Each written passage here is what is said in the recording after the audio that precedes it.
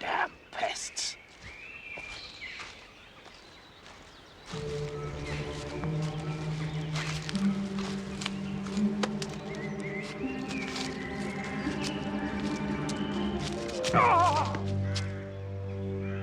Jack!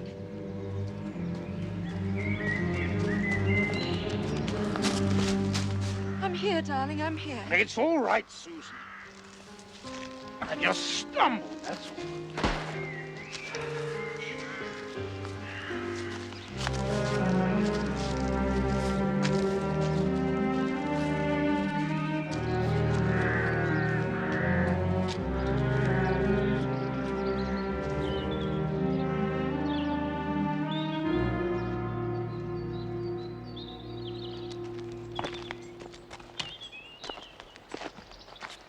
You shouldn't be out here. You know what Dr. Bernard said? So soon after the operation. Yes, I know what Dr. Bernard said. Stay inside. Get plenty of sleep.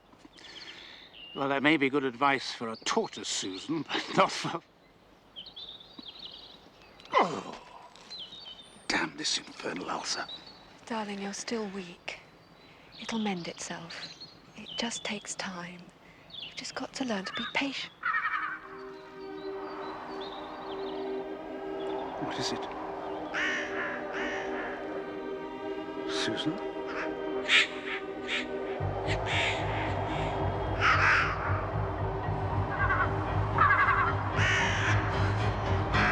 It's up there again. That face.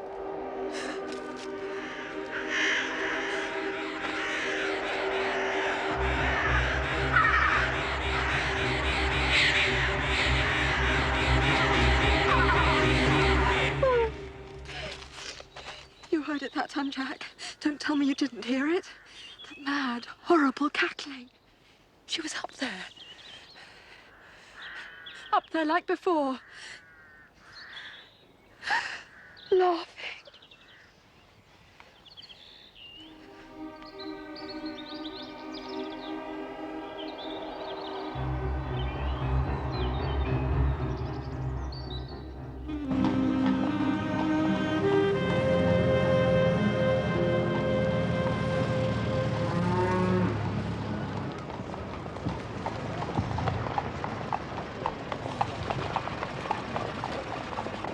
Well, this is it. What was his name again? Norton. Samuel James Norton. Welcome to my hotel. This is the greatest day of my life. Let me take your bags. Thank you, Monsieur Norton. We received your letter this morning, and as you see, we came straight here. I've got 2 of my best rooms already in waiting for you, gentlemen. Thank you, Monsieur Norton. Now, in your letter, you state that the 3 farm workers have been poisoned.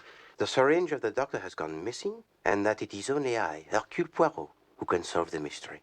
That's right, sir. But there's plenty of time.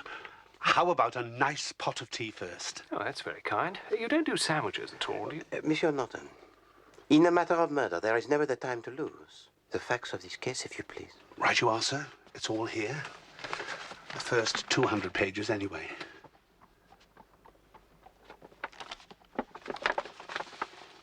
The Needle in the Haystack? A new murder mystery by Clarissa Norton? I use a woman's name. Seems to help them sell better. It's a corker of a plot, only I've got myself into a bit of a stew at the ending. So I thought I'll drop him a line. Perhaps he'll come and sort it out for me. So I said to my wife, you can but ask. And blow me down, here you are. I did mention it was a book in the letter. Oh, Hastings. Oh, mon Dieu, sacré alors. 125 miles, Hastings. We come on the wild gooseberry hunt. And now we have missed our last train and we cannot leave until the morning. Sacré! Cheer up, Poirot. Plenty of things to do to while away the... I say, that looks like fun. Come on, Poirot. Genuine death masks of local murderers. I say, this is interesting. Apparently they got them by taking actual wax impressions of the killers' faces after their execution. Pretty grisly stuff, eh? Well, I find it most curious, Hastings, this English passion for perusing a collection of the glorified scarecrows. So far, I have not seen one likeness that is truly accurate. Hastings?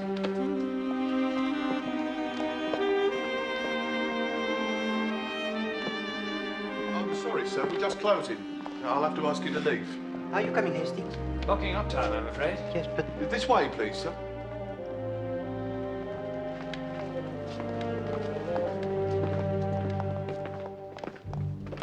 Sir? Never quite as realistic in the flesh, somehow, are they? Any pain there? No. Well, I don't think there's any serious damage, but for goodness sake, be more careful, Jonathan. You know, these things can perforate. It's not just a question of diet. Any stress or exertion is strictly taboo.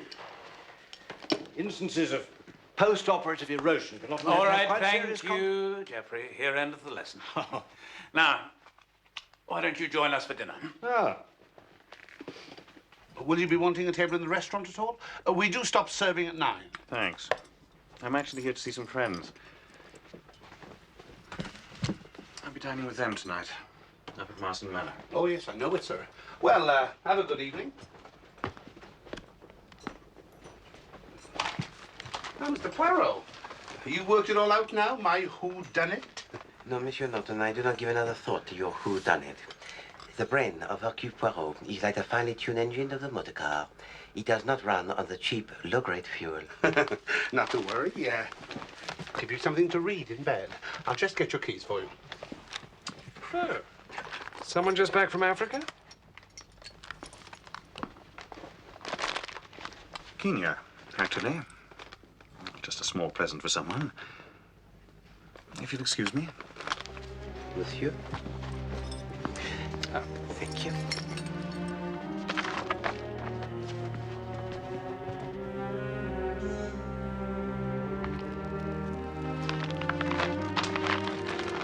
I picked it up in one of the markets. It was rather well done. Something another artist would appreciate. It's actually supposed to be some sort of talisman. You know, evil spirits have departed, all that hokum.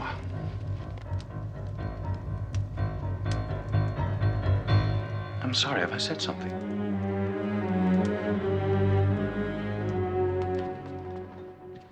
Oh, Andrew, I don't think you've met Geoffrey Bernard, my medic. This is Captain Black, an old family friend just over from East Africa. oh, really? Where were you stationed? Kenya, Uh-huh. near Lake Victoria. Shall we go in, darling? Doctor? No, I've a cousin in Nairobi. I've heard quite a bit about the place from him. It's marvelous, marvelous, Mr. Smith. I'm just perfectly tardy. Yeah.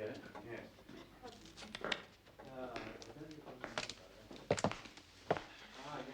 Ah, we're just about to have dinner, Miss Rawlinson. Won't you join us? Thank you, Mr. Maltravers. The books are still in a bit of a mess, I'm afraid. Well, perhaps you could join us later.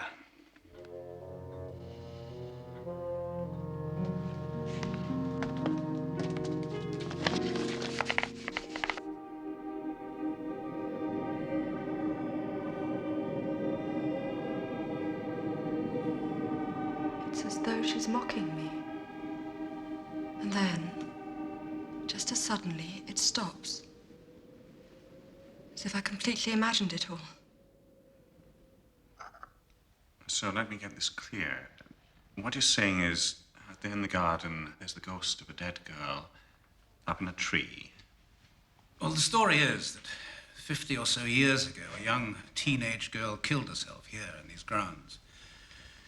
She'd been jilted by a lover or some such thing. Anyway, she climbed to the top of that massive cedar out there and threw herself off. And over the years, people in the village have... Well, you know how these superstitions take root. In my experience of these cases, a lot of it's auto-suggestive. People believe that they've witnessed some sort of paranormal... Dr. Bernard, I know what I saw.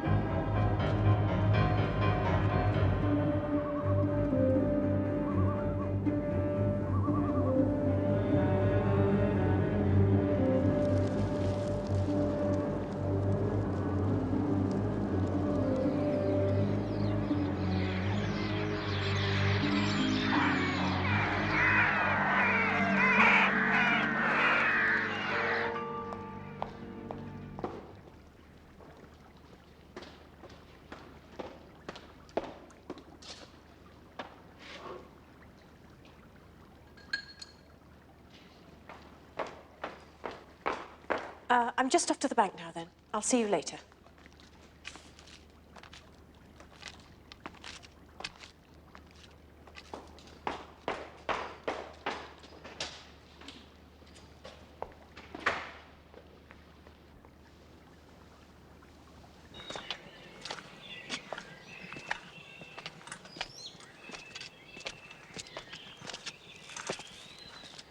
Danvers, chilly morning. Why, sir?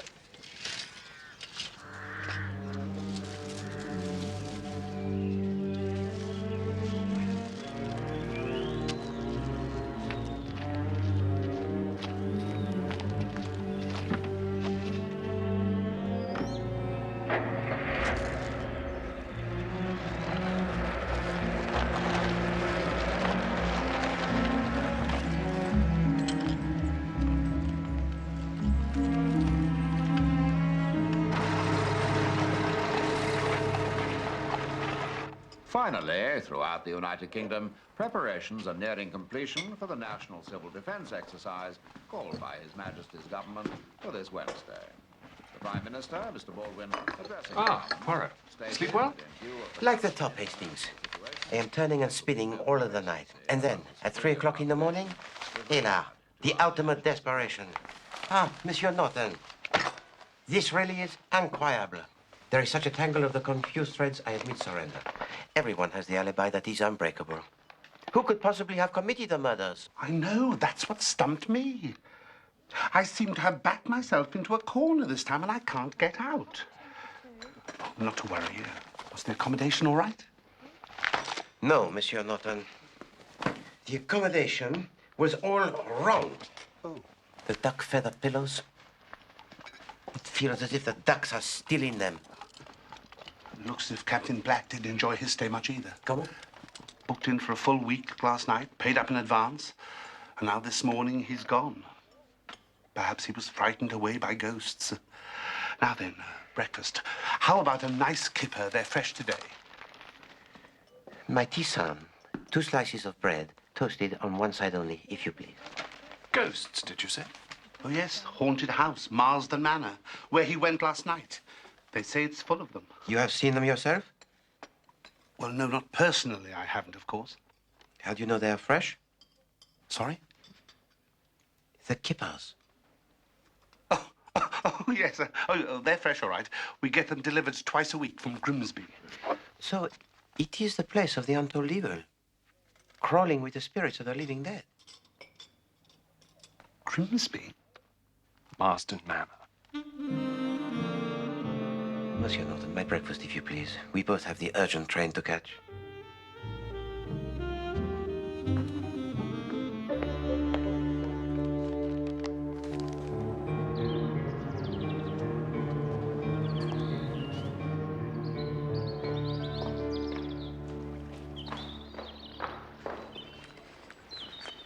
Is Mr. Maltravers still outside?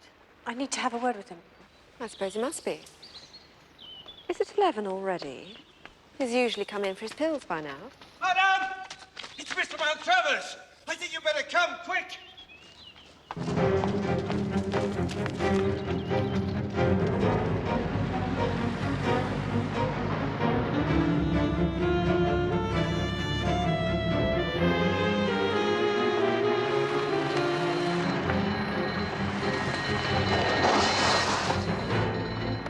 Come on!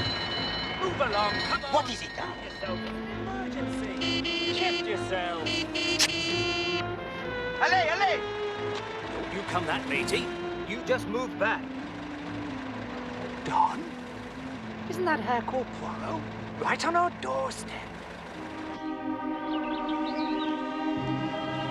Nothing's been touched, sir. That's just how I found him. Thank you. The doctor warned us all it could happen. That wretched ulcer could rupture, cause internal bleeding. He must have choked on the blood. If only he'd listened, taken a little advice. Fate can be so cruel at times.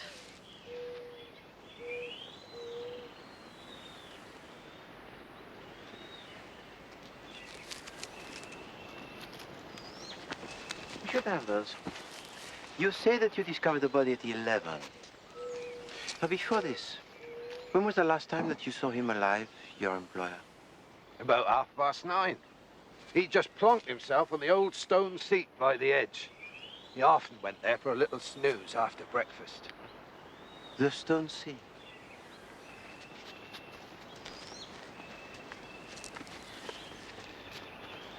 His poor young wife. So heartbreaking. They hadn't even been married 2 years. Excuse me, officer. Met at one of them society parties up in London. Real whirlwind romance. If ever two people were in love. And the other lady? Miss Rawlinson? Oh, she goes back a lot longer. She'd been a secretary, must have been 20 years. Well, secretary. She practically ran his affairs for him. He wasn't the most organized of gentlemen. Terrible sight, though. Something about that look in his eyes. Almost as if he'd seen a ghost. Yes.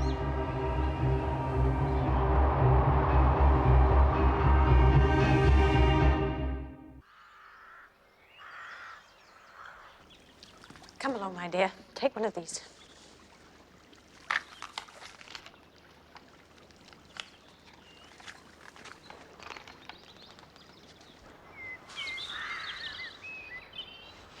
Eh bien, regardons, regardons. Où est-il? Ah, voilà. What have you found? What I was looking for. I don't see anything. Oh, look at that. Un moment, un moment. Qu'est-ce que c'est? Ah, there are more.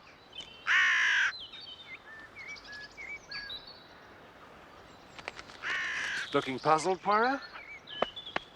Ah. Can't see your problem. Poor chap had a stomach condition. You heard what the ambulance man said. Internal hemorrhage. Plain as day. Caused him to choke to death. Mais certainement, Hastings, that is the conclusion most obvious. But perhaps it is too obvious. You noticed, of course, the faint ridges in the grass. Ridges? And you cannot fail to notice the mud across the back of his shoes. You put those two facts together, Hastings, and you reach the conclusion that is most disturbing. The body of the dead man was dragged physically from the stone seat to the foot of the tree. Good Lord.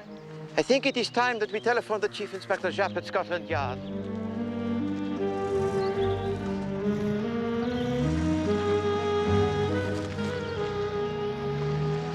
You were in the south of France 2 months ago.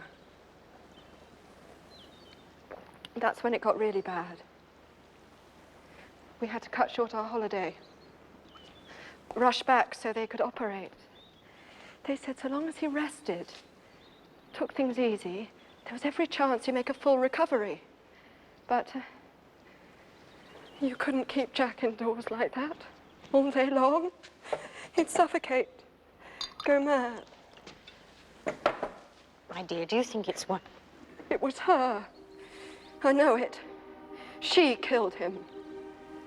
She, Madame Maltravers? I think it would be best if you all left now. She's still in a state of shock. Up there, in the tree, that awful, laughing woman. That's what he saw. That's what frightened him to death.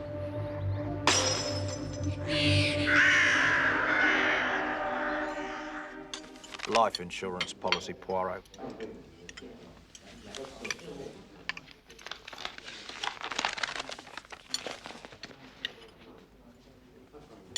£50,000. That is indeed a great amount of money, Chief Inspector. Ask yourself, Poirot. Man insures his life for a hefty sum like this. His health takes a sudden turn for the worse. He becomes a burden on his poor young wife. He might decide life's not worth living anymore. He's more used to her dead than alive. Suicide? Insurance fraud. It's certainly worth considering. Well, the boys from the insurance company have been doing their homework. And it seems that our Mr. Maltravers's business affairs have been going through rather a sticky patch of late. As things stood when he died, he was on the verge of bankruptcy. No, merci. Now, that would give him a pretty powerful motive to engineer his own death, pay off his debts, and make sure Mrs. Maltravers was left well provided for. Tell me, Chief Inspector Japp, how is Monsieur Maltravers supposed to have taken his life when there are no signs of the violence, no injuries of any kind on the outside, and there is no poison that can fill the mouth of a man with the blood? Presumably the post-mortem will tell us if it was the ulcer. Yes, that'll take a couple of days yet. We've got to get a pathologist over from Norwich. And of course, we mustn't forget Captain Black. Now, he left in a bit of a hurry. I hope you've got your lads on the lookout for him, Chief Inspector. Yes, we circulated a full description of all the major seaports. Although, of course, it's not really the... You seem to know a lot about all this, sir. Crime and detection, Chief Inspector, are a special hobby of mine, as Mr. Poirot here will tell you. Now, I've drawn up a little list of the principal suspects, which I think you'll find very useful. Thank you. Monsieur Norton, perhaps you would oblige us with a little more of your most illustrious applesauce? Certainly. Thank you. So what do you reckon, then? If it wasn't suicide, and it wasn't natural causes... Surely you don't believe all this hogwash about ghosts and haunted trees? I believe, mon ami, that there is at work here some great evil. In what shape or form, we shall soon discover.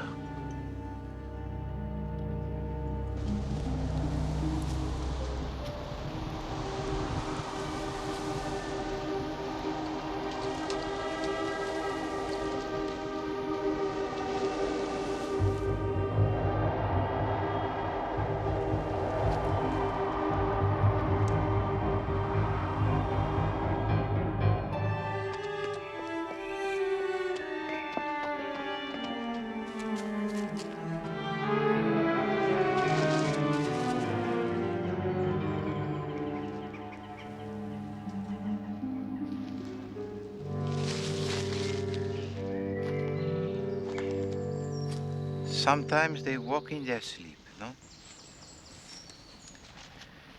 And like the misdeeds of the past, they return to haunt us.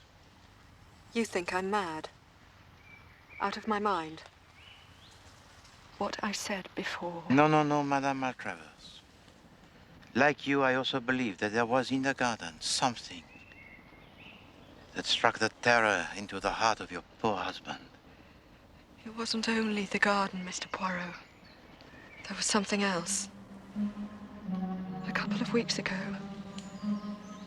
we were just getting ready to go to bed.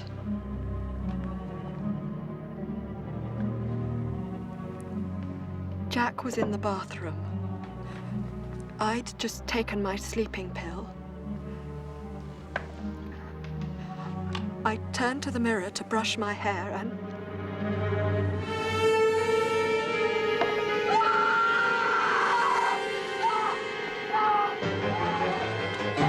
It was her blood. I know it was her blood. Tell me, madame, when your husband went for his walk in the garden, you observed him from the window? I saw him go out. Then he disappeared from my view around the other side of the house. I was working on a watercolor of the south lawns. And he used to go and sit in front of the old yew hedge. On the west side of the house? And the secretary to your husband, Mademoiselle Rawlinson? She went to the bank at about 9:30 and returned at 11. I just finished my painting. I think I was just washing the brushes through when she came back in and asked to see Jack. That's when Danvers came running across the lawn. I'm sorry, Mr. Poirot. I'm sorry.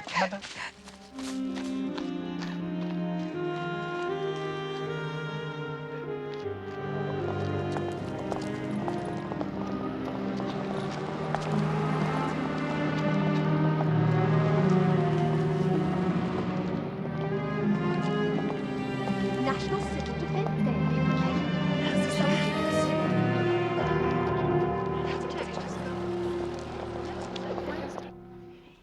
Is it an emergency? The doctor does have rather a lot of house calls later this morning. S'il vous plaît, madame, say to him it is Hercule Poirot.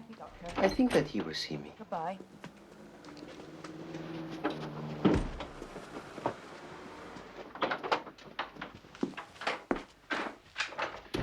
Doctor, there's a gentleman outside suffering from Hercule Poirot. He seems to think it's quite serious. Oh, yes, thank you, Margaret. Show him through.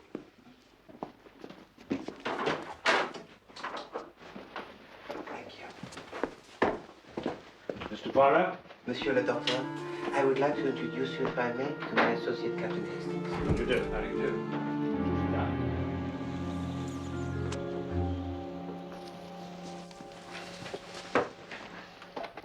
For the children. Help yourself. Thank you.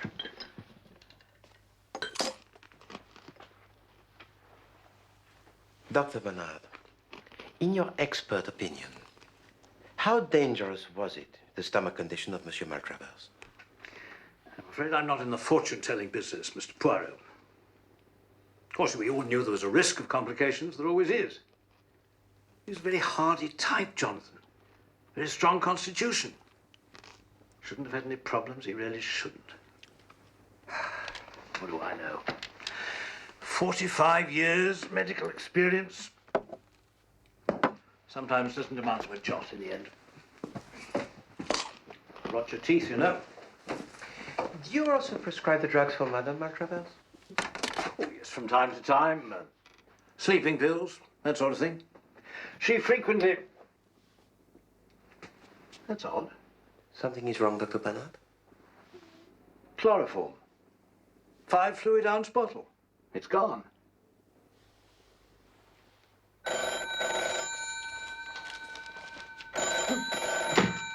Hello, Oh, Mr. Poirot.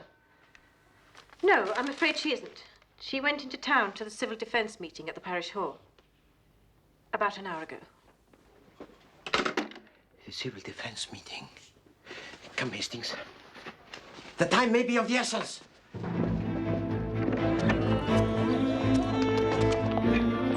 Excuse me, madame. Excuse me, could you tell me, please, where is the parish hall? Merci.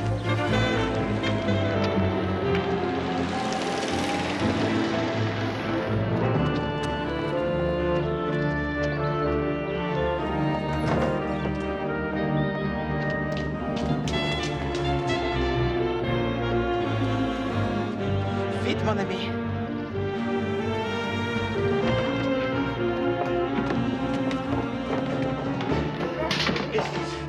Enabling the wearer to breathe in without fear of inhaling noxious gases. In the event of a sudden emergency, make sure the mask is secured by fastening the strap at the back of the head. Excuse me, madame. Madame Maltravers, are you here? Madame Maltravers! The gas mask, quick! Remove it at once! Excuse me! Clear the way, please! Clear the way, please! Excuse me, please. Excuse me. Madame, some smelling salts or some brandy, and fetch at once a doctor. Captain Black. Quick, Hastings, he must not leave.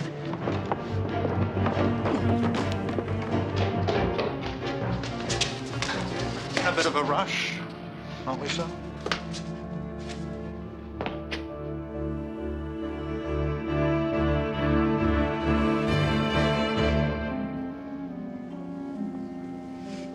It is all right, madame. It is all right.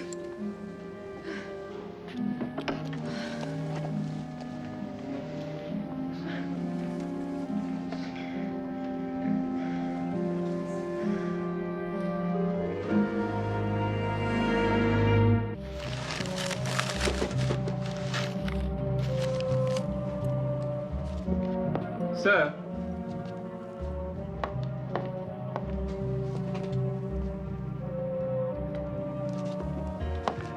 Hastings, I think it would be wise for you to travel back with Madame Maltravers until she is quite recovered from this ordeal. Oh, yes, of course. Madame. See you back at the hotel.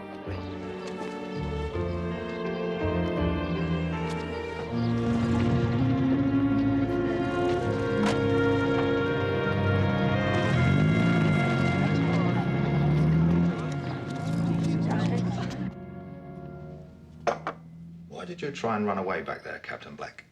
I wasn't running away. I was running downstairs to see if I could help. I didn't fill this blasted thing with poison. My God. I wouldn't harm so much as a hair of her head. I've done nothing wrong. Well, in that case, perhaps you'd like to tell us why you vanished like a ghost on the morning of Mr. Maltravers's death, where you've been for the last 24 hours, and how you came to turn up again here today as an attempt's being made on his poor young widow's life.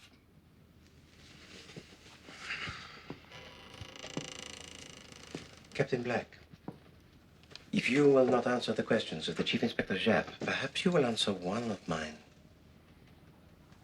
How long have you been in love with Madame Maltravers? This is preposterous. No, come, monsieur. The truth, if you please.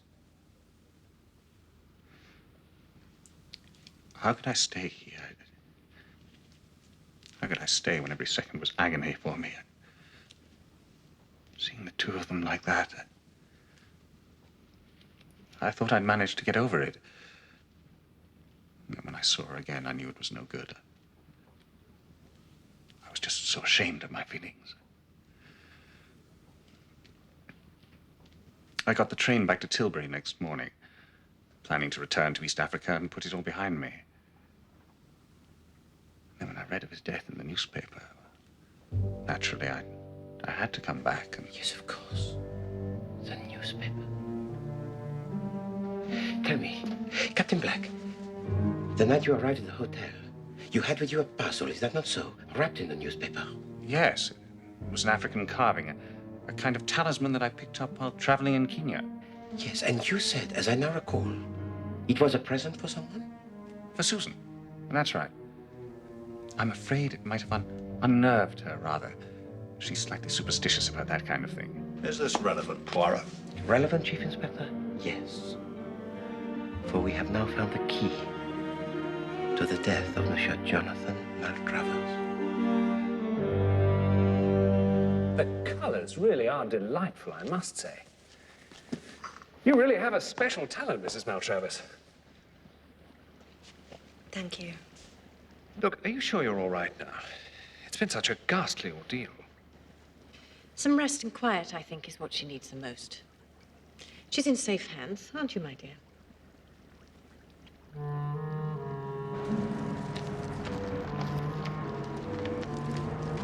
Captain Hastings! I'd like you to have this for all your help today. I say, that's awfully kind of you. Are you sure? I can't stand another night of it. On my own in the house with her. Miss Rawlinson, I don't understand. There was something between them. Once upon a time, years before I met him. Of course, it was all over as far as Jack was concerned, but I don't know. With all this, I just don't know anymore. All of a sudden, she scares me. I see. Come back and have dinner with us tonight, please. You and Mr. Poirot. I just feel safer.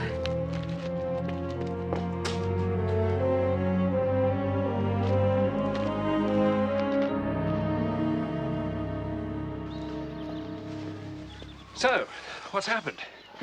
They arrested Captain Black? The fog, it begins to clear, Hastings.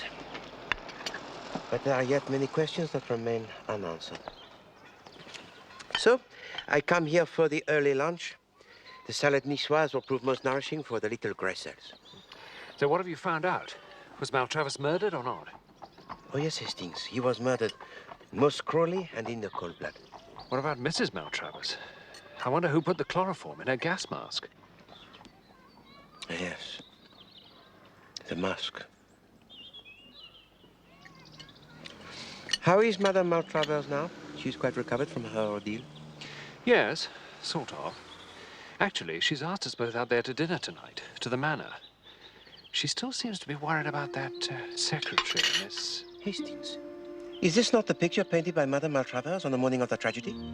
Yes. My worst suspicions are now confirmed. Regard, Hastings, it is all here. This picture tells the whole story. You do not see? Sorry, Poirot. Just looks like a painting of the garden to me. And the eggs. Yes, the broken eggs. It must still be there. Ah, why did I not see before? Mr. Poirot, Inspector Japp on the phone from the local police headquarters. Sounds as if the plot's thickening.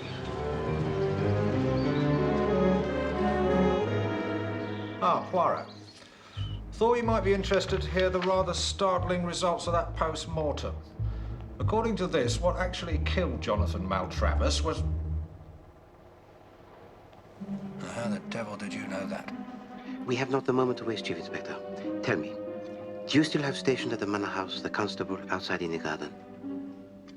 Bon. Then listen to me carefully. You must give to him the following instructions.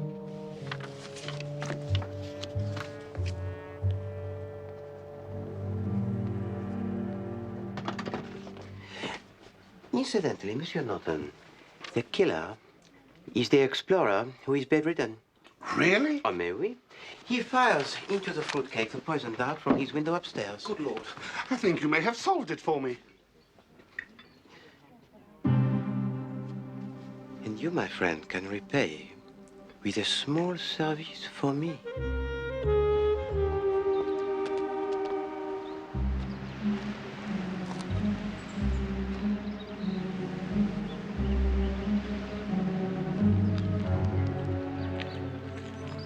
Susan, I'm so sorry about...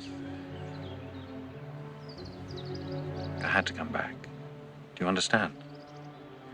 It was very sweet of you, Captain.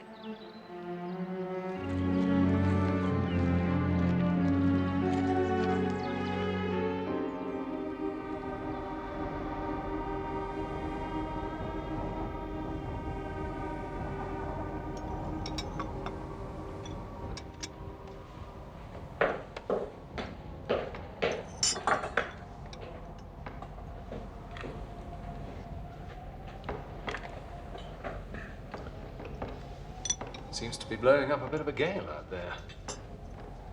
Eh bien, Hastings, the strong gales, they are to be expected at this time of year. Strong enough to waken the dead.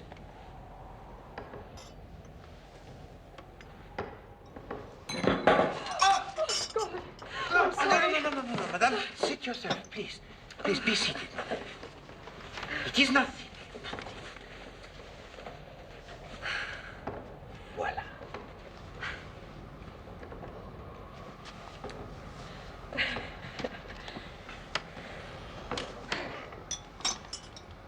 Oh, my God.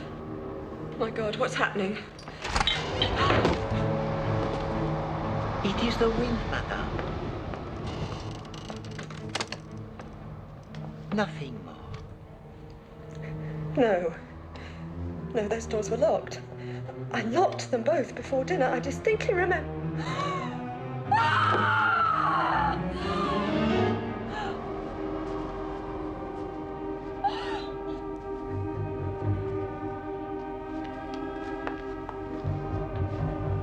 He's still Madame Maltravers. Jack. Oh, my God. No. No, it can't be.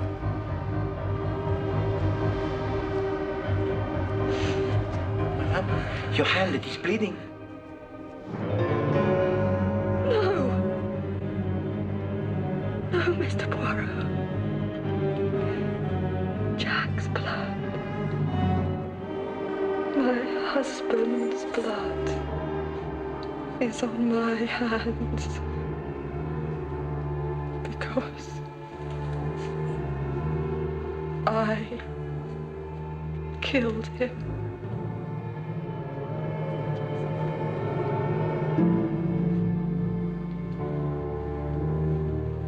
Lights, Hastings. Lights. Chief Inspector? You have had enough, Chief Inspector Japp. I'm afraid it's all over, Mrs. Maltravers. Right? You performed your part most splendidly. Monsieur Norton. I'll be able to tell my grandchildren I helped Mr. Hercule Poirot solve one of his most baffling cases. Merci, monsieur. Right, come on, Baines, let's get her out of here.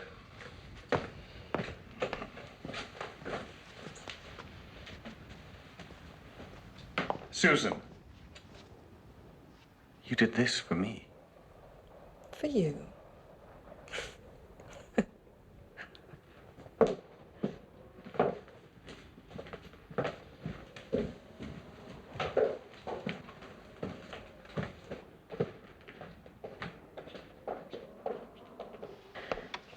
But I don't understand. This mask. A wax cast, mademoiselle, taken from the face of the deceased. A device most macabre, huh? But I fear it was necessary for the success of this little masquerade. But the blood. A little red paint that I pressed into her hand a few seconds before. In fact, it was the same red paint that she herself used to produce the blood on the mirror in her bedroom.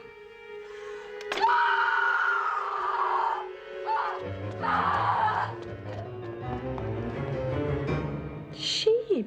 But... Oh, yes. Just as she invented the face in the cedar tree. Of course, there was no face. There was no laughter. The wind, it paints the pictures in the leaves, and the screechings of the rook plays the tricks upon the ears. The seeds of fear, once they are sown, begin to grow in the imagination. But why? Simplement to unsettle her husband, to drive him to his grave.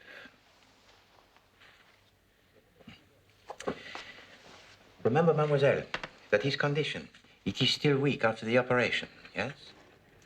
And she knows that any sudden upset or shock could be most disastrous to his health. Hello, voila. The insurance, it is paid out, and she has got rid of the husband she had married only for his money. Unfortunately, Mr. Maltravers turned out to be rather stronger than she'd bargained for, which was why she decided on more drastic measures. Ah, yes. The little rook rifle. Jack?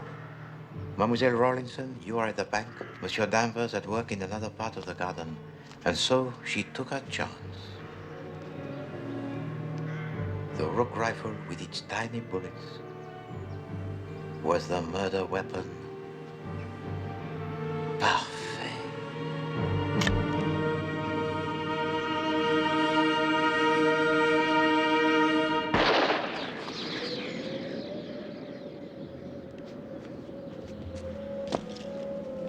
The bullet, it is embedded in the brain.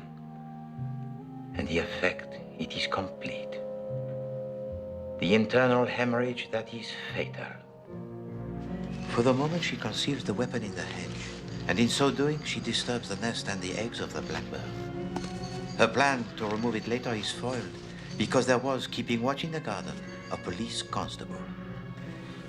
The body she then drags to the foot of the tree, to make us believe he had seen something up there, which brought upon his attack tragique.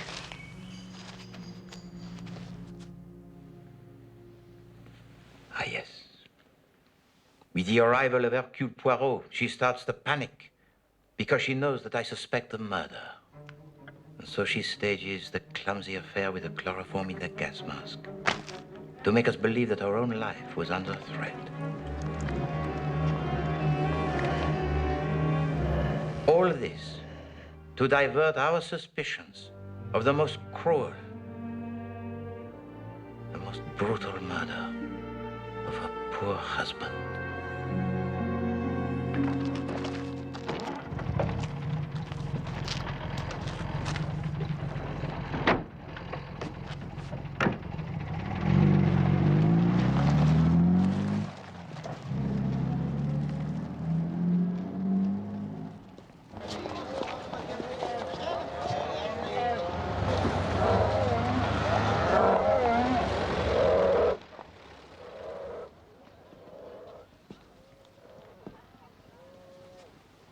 sweet-looking girl like that. Who'd have thought she could come up with such a grisly idea? But Chief Inspector, the idea did not come from her. It came from her admirer of the most ardent, Captain Black. You don't mean they were both in on the whole thing? Oh, no, Hastings. The newspaper Someone just back from Africa? that was wrapped around the present of Captain Black. On the front page, there was a story about a farmer in East Africa who had killed himself in exactly the same manner, with a rook rifle in the mouth. You did not observe the headline? But Hercule Poirot, he sees everything and he forgets nothing. What about the picture? The shadows, Hastings. They were all cast from the right to the left. You do not see? Sorry, Poirot. Madame! I think you better come quick! Now, if she had truly painted that picture in the morning before midday, as she had claimed, they would have all been cast from the left to the right. Ah, so she'd already painted that picture beforehand to give herself an alibi. C'est ça? Well, I suppose we better be leaving. Catch our train. Oh, no, Chief Inspector. It is still early. And the exhibits here are quite remarkable, n'est-ce pas? To be immortalized in such a fashion unique. Ah, quel honneur. Oh, I wonder what is around here. Oh, very impressive. Quite incredible. It's a masterpiece. True work of art. That's his curly hair to a T. Even got the little dimples on his cheeks, look. A real piece of craftsmanship, wouldn't you say?